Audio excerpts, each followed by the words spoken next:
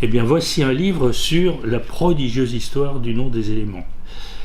Pourquoi les éléments? Parce qu'il y a 150 ans, Mendeleïev a mis au point la classification périodique des éléments chimiques, et donc l'UNESCO a décrété que 2019 serait l'année de ce tableau.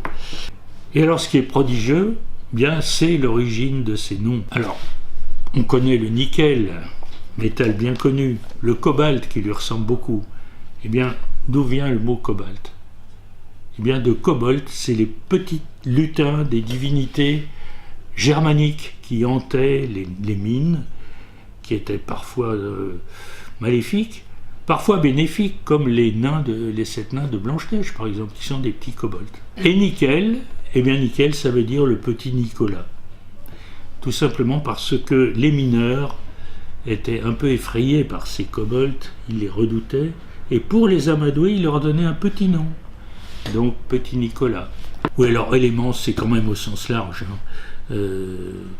Les acides aminés qui constituent les protéines, c'est bien connu dans la vie courante, ce sont en quelque sorte les éléments des protéines. Les protéines elles-mêmes, ce sont des éléments des êtres vivants. Et alors les éléments de la chimie ont énormément de connexions, bien sûr, avec le monde vivant.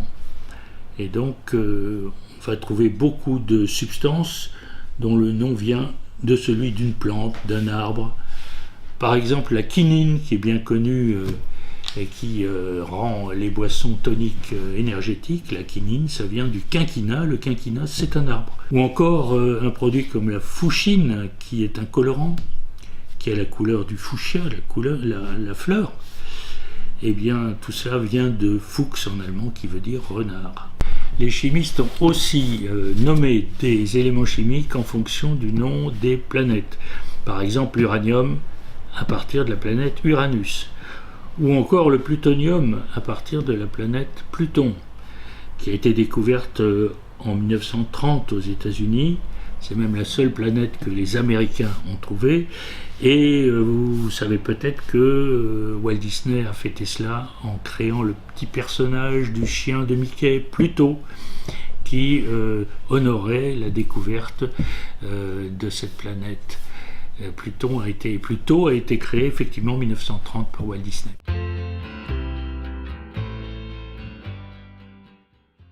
Nous voilà à l'UNESCO de Paris, où se lance aujourd'hui l'année internationale du tableau périodique des éléments chimiques.